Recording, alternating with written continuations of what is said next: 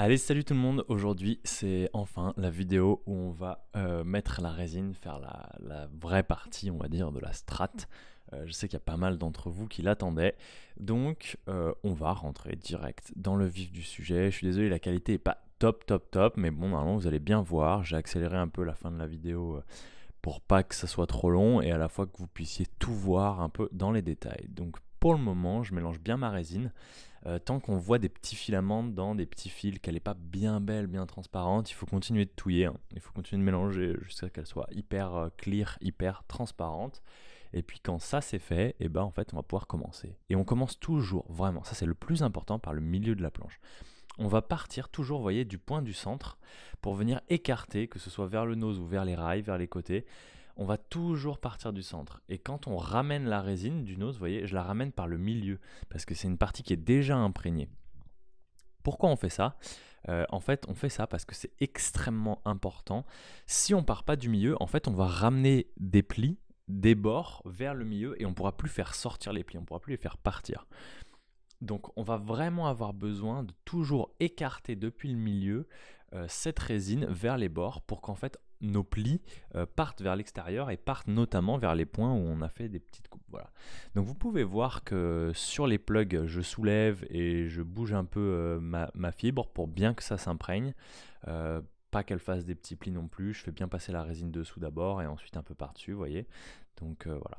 Il faut appliquer une pression, pour ceux qui l'ont vraiment jamais fait, qui est modérée. C'est-à-dire qu'il ne faut pas ne pas appuyer, il ne faut pas appuyer trop fort, mais pour un peu essayer d'expliquer les choses, on va appuyer un peu comme on appuierait pour faire sortir la fin du dentifrice d'un tube. Donc c'est-à-dire qu'on va appuyer pour que la résine qui est en surplus sorte. Mais on va pas non plus venir sécher ou déformer la fibre. Donc voilà, il faut trouver un peu cette façon d'appuyer qui va faire que ça marche bien. Donc vous voyez, on essaye de pas faire de piscine, on essaye de pas laisser en fait de surplus de résine, hein. Il faut juste que la fibre soit imprégnée, qu'on ne voit plus de petites bulles d'air. Elles sont pas faciles à voir quand on débute, même quand on a l'habitude. Vous voyez, là je fais un peu une erreur, je me mets à rabattre trop sur l'avant. Donc hop, je me remets au milieu. Ça va que j'ai bien commencé, donc ça n'a pas fait trop de dégâts. Mais ce genre de petites erreurs peuvent vous faire un peu de dégâts si vous n'avez pas bien tout fait dès bien le départ, vous n'êtes pas bien parti du milieu et tout ça. Donc là, je commence à refaire couler un petit filet de résine sur le rail, vous voyez, et je viens plaquer, imprégner la résine, imprégner la fibre, pardon.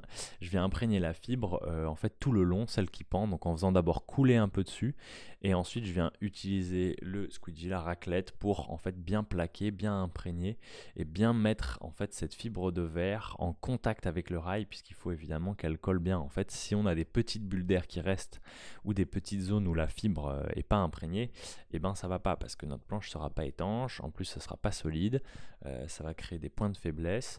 Et puis surtout, bah, ça va pas être joli, quoi. Donc voilà, on essaie d'avoir vraiment une résine qui s'imprègne dans toute la fibre. Toute la fibre doit devenir bien transparente, donc ça devient bien blanc avec le pain de mousse dessous. Vous voyez, hop, j'applique, je continue. Je vais vraiment venir plaquer, vous voyez, je prends mon temps. Il faut savoir que tout ce que vous voyez là, c'est fait en une quinzaine de minutes. Suivant, si vous avez une résine qui est un peu plus rapide que celle que j'ai, ça passera quand même, parce qu'une fois qu'elle est sur la planche, ça met quand même plus de temps à durcir.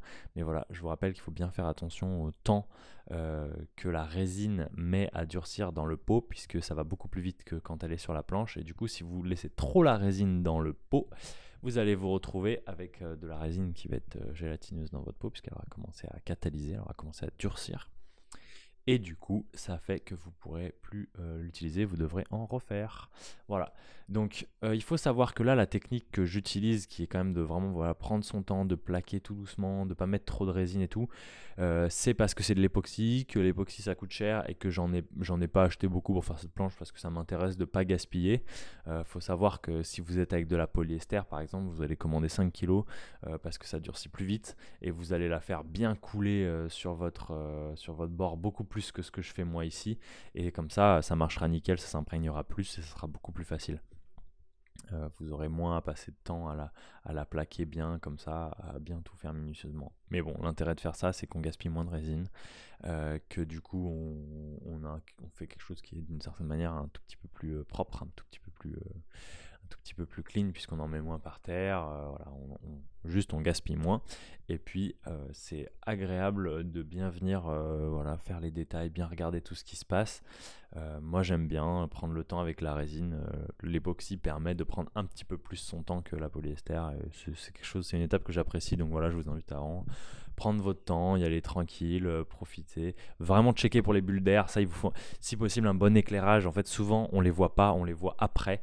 Une fois que ça a durci, on se rend compte qu'il y a un peu des petites bulles d'air partout. Donc voilà, il faut pas hésiter à repasser un petit coup de résine sur toute la surface du dessous en appuyant un peu plus, un deuxième coup si c'est votre première planche.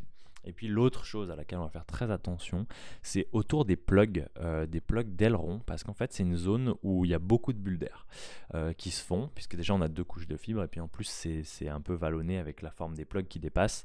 Et là, ce qu'on va faire, c'est qu'on va rajouter, en tout dernier, on va checker ça, on va rajouter un peu de résine, et on va venir appuyer avec la raclette dans l'angle. Voilà, vous allez voir que je fais ça, voilà, j'appuie avec le coin de la raclette, et ça enlève les bulles. Voilà, merci à tous d'avoir regardé cette vidéo. J'imagine qu'il y aura peut-être quelques questions et tout ça, donc je vous referai une vidéo peut-être pour répondre aux questions. Il y a d'autres vidéos qui arrivent avec plus de détails, filmées autrement et tout ça pour le dessus. Donc dites-moi ce que vous en pensez dans les commentaires. Pensez à vous abonner. Merci à tous de regarder, ça fait plaisir. Merci pour vos commentaires. À très bientôt. Salut!